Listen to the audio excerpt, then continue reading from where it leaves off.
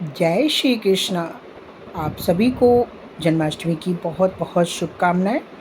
आइए चलते हैं अपने गोपाल जी के लिए आज भोग प्रसाद बनाने। तो इसके लिए मैंने पहले रख दी है एक कढ़ाई। इसमें कोई भी ऑयल या घी नहीं डालेंगे, डायरेक्ट मैंने डाल दिए हैं लगभग 200 ग्राम मूंगफली के दाने। और मूंगफली के दानों को अच्छा सा रोस्ट कर लेंगे। इतना करेंगे कि इनका छिलका उतरने लगे। और इनको हम रख देते हैं थोड़ी देर के लिए ठंडा होने के लिए एक प्लेट में अलग।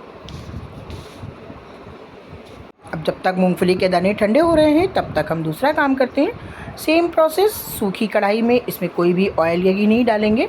एक कटोरा मखाने ले लिए हैं जो कि वज़न में है लगभग 150 ग्राम। और इनको भी हम बिल्कुल ड्राई रोस्ट कर लेंगे। अभी इसमें कोई भी चिकना नहीं डालेंगे, घी या तेल नहीं डालेंगे।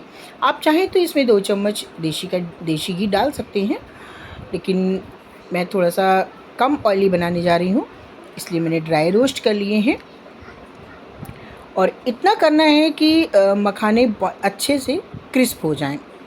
देखिए इस तरीके से पाउडर बनने लगा है। अब ये क्रिस्प हो गए हैं, इनको भी हम निकाल लेते हैं अलग बाउल में और ये ठंडे होने के लिए रख देंगे।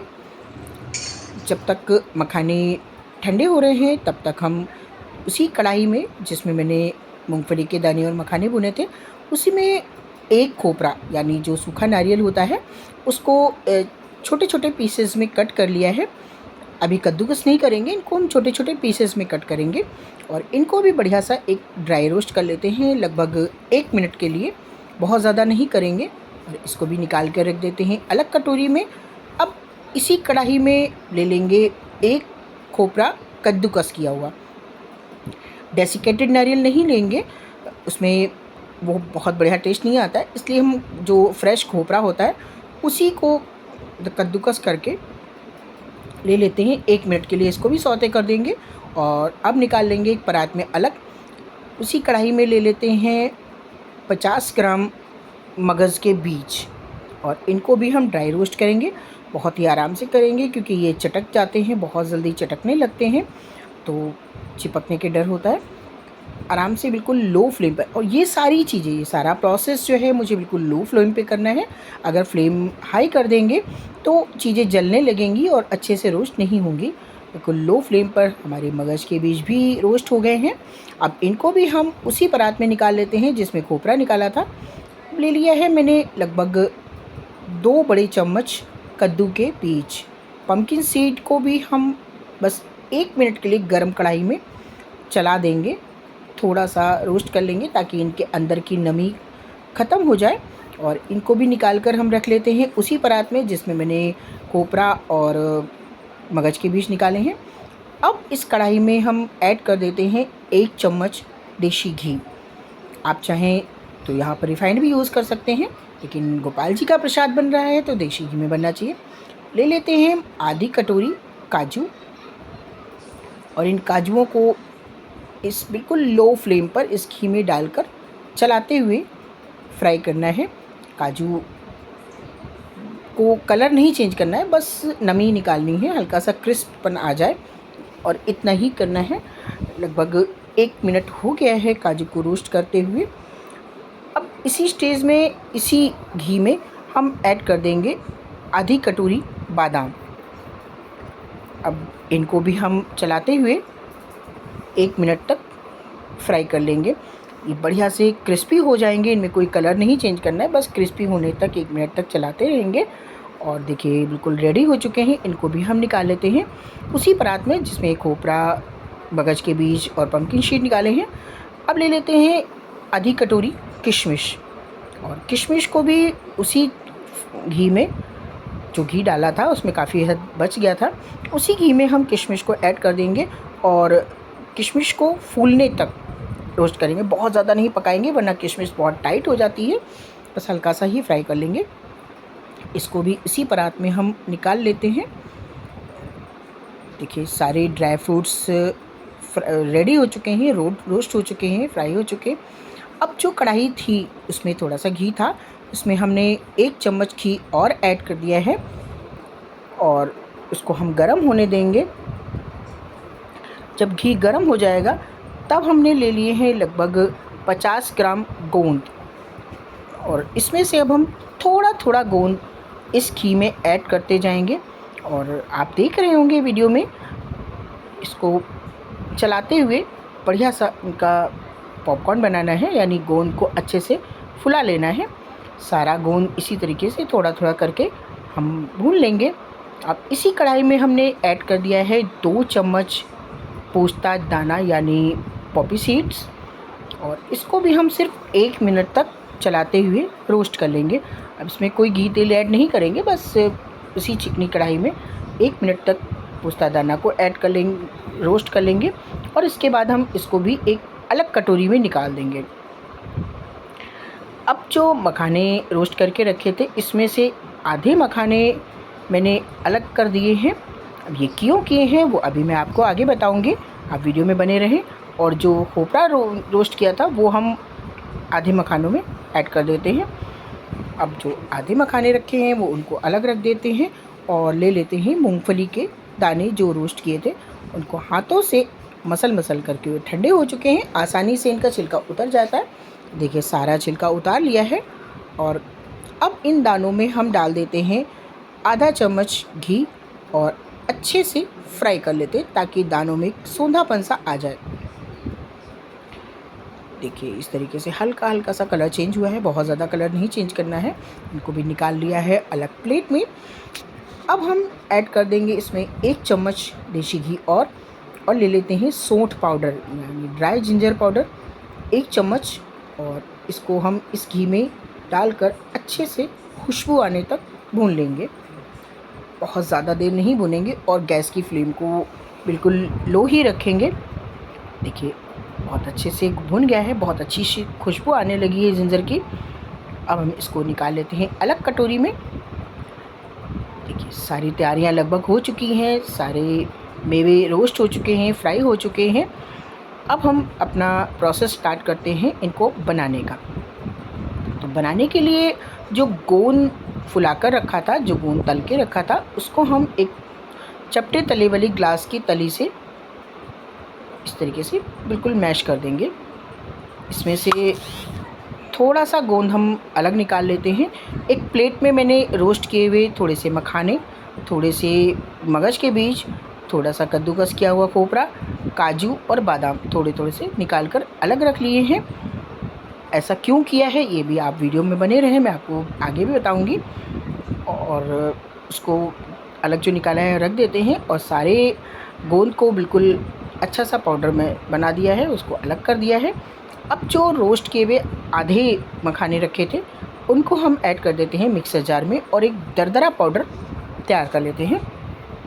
इसमें से थोड़े थोड़े से अभी साबित रह गए हैं मखाने, उनको हम अलग निकाल लेते हैं, वापस ट्रांसफ़र कर लेते हैं मिक्सर जार में। और जो फ्राई किए हुए काजू और बादाम हैं इनको हम जार में ऐड करने के बाद इनका भी एक दरदरा सा पाउडर रेडी कर लेंगे। इस तरीके से पाउडर रेडी करके परात में ही ऐड कर दिया है। और जो गोंद का पाउडर बना कर रखा था वो भी उसी परात में ऐड कर देते हैं। अब जो एक प्लेट में अलग हमने थोड़े से मखाने, काजू, बादाम, कोपरा निकाल के रखा था, वो सारे मेवा हम मिक्सर जार में ऐड कर देते हैं, और इनका बना लेंगे एक बढ़िया सा पाउडर। ये देखिए इनको दरदरा नहीं करना है, अच्छा सा, बहुत फाइन नहीं, लेकिन हाँ एक अच्छा सा पाउडर बना लेना है। टेक्सचर आप देख रहे होंगे,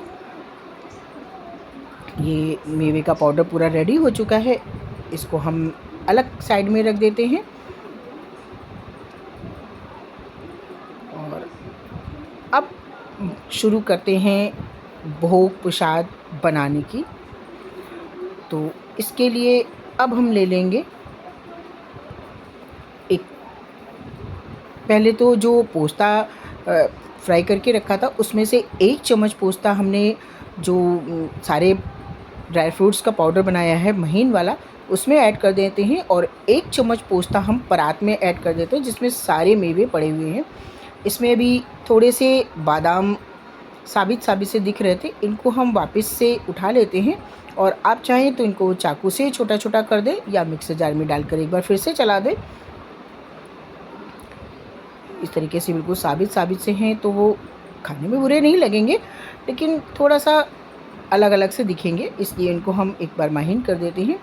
बहुत फाइन नहीं करेंगे, बस छोटा छोटा सा चाकू से काट देंगे हम। सारा तैयारी हो चुकी है। अब ले लेते हैं कढ़ाई।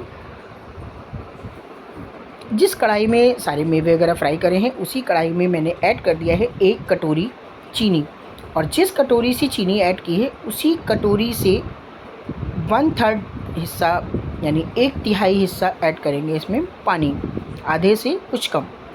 और गैस की फ्लेम को हाई कर देंगे और चलाते हुए इसकी बहुत अच्छे से चाशनी बनानी है। ध्यान रखेंगे इसको चलाते रहेंगे, नहीं तो शुगर क्रिस्टल्स बन जाते हैं। 1 मिनट तक चाशनी पक गई है, देखिए अच्छे से बबल्स आने लगे हैं। और अब हम इसको चेक करते हैं। चेक करने के जो चाशनी हम बनाते हैं, जो शुगर बबल्स बनने लगते हैं, तो चेक करने के 2 तरीके होते हैं।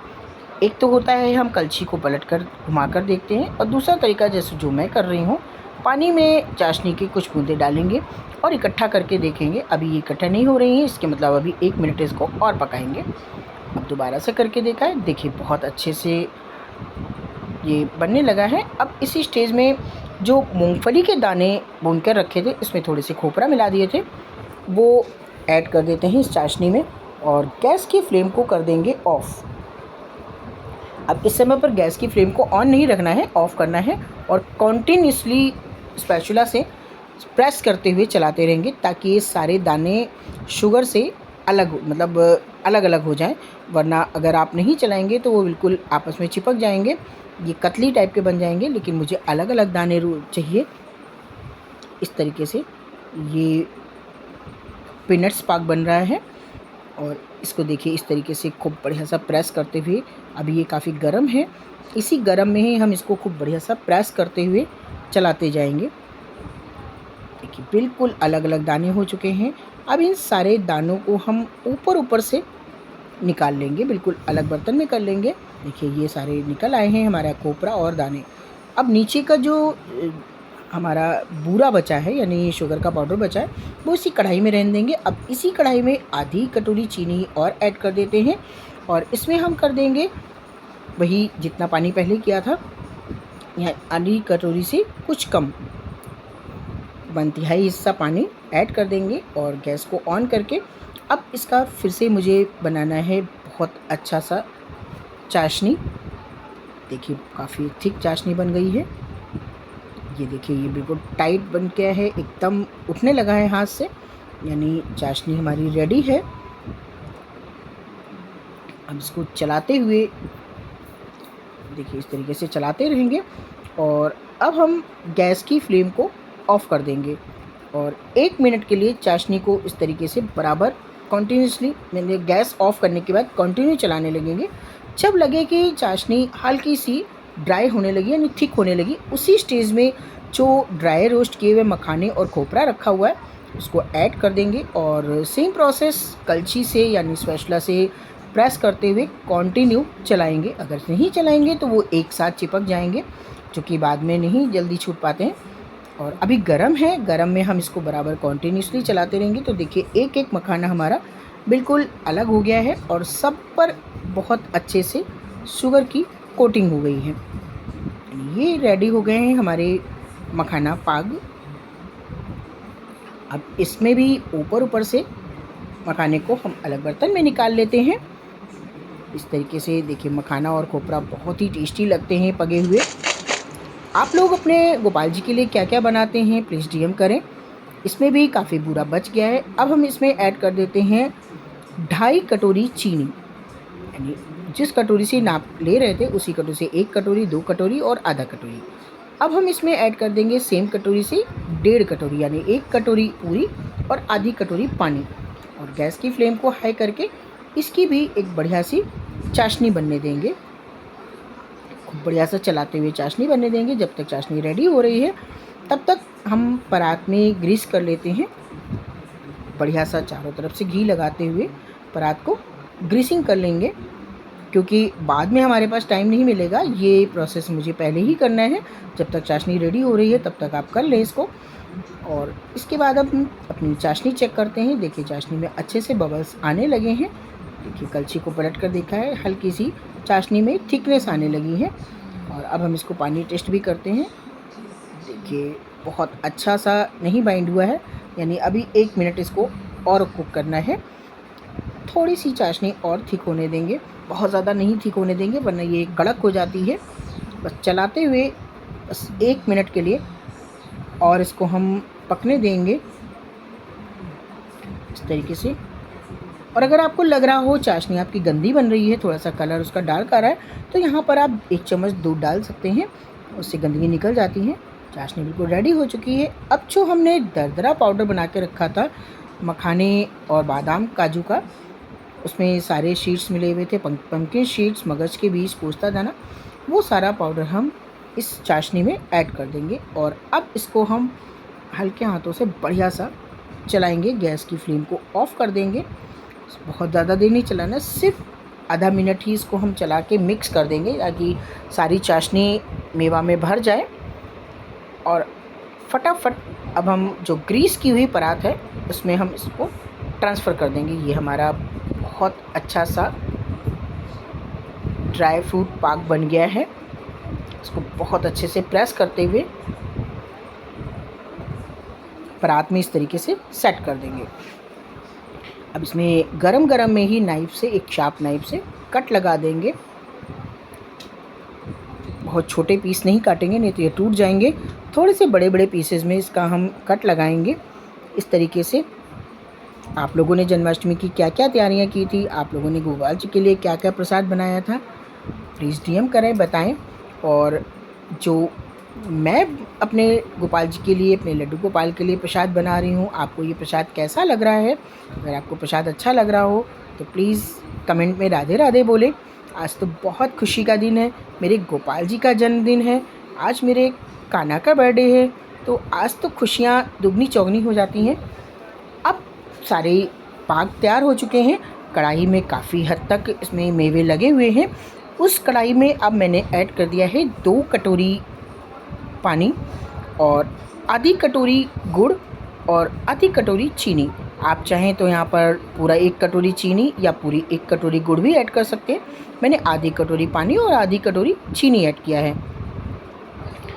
अब आप सोच रहे होंगे ये कटोरी में पानी, दूध, वो कटोरी में गुड़ और चीनी सब चीज़ ऐड करने का मतलब, तो आपको ध्यान होगा एक प्लेट में मैंने थोड़े थोड़े से ड्राई फ्रूट्स निकाले थे जिनका एक फ़ाइन पाउडर बनाया था, महीन सा पाउडर बनाया था।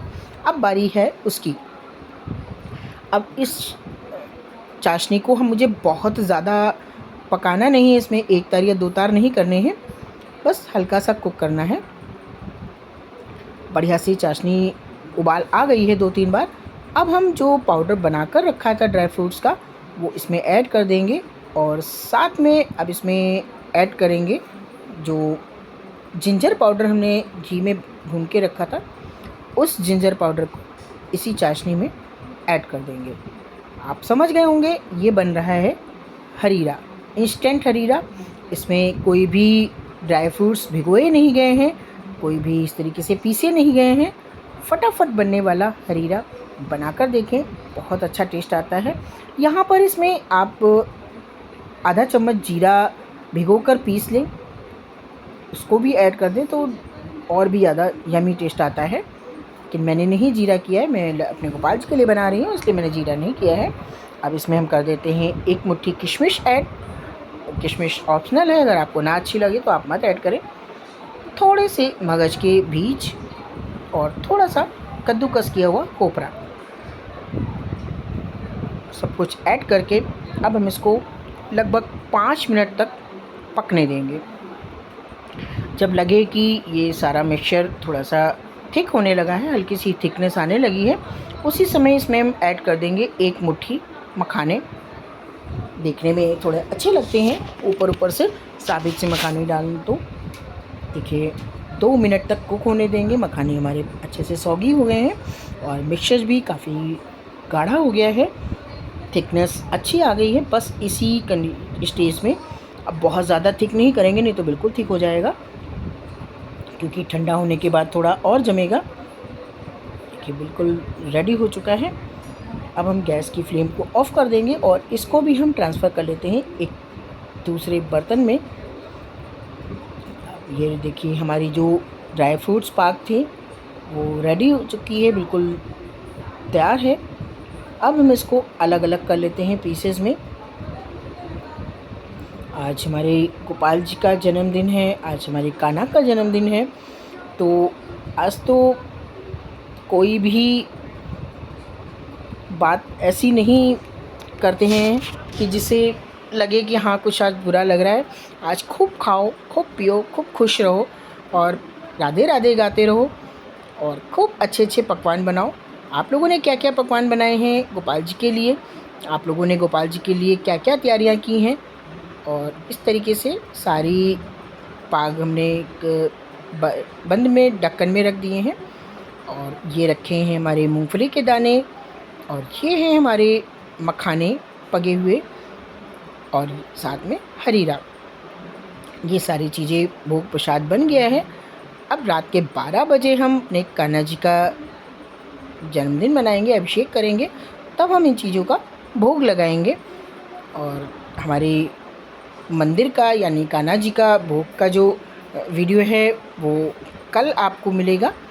कल मैं वीडियो अपलोड करूँगी, आप ज़रूर देखें और बताएं कि मेरे कान्हा जी कैसे लग रहे हैं अपने बर्थडे वाले दिन, और आज का प्रसाद आपको कैसा लगा। कमेंट में राधे राधे ज़रूर बोलें, और अगर प्रसाद अच्छा लग रहा हो तो आप एक बार लाइक कर दें और राधे राधे बोलकर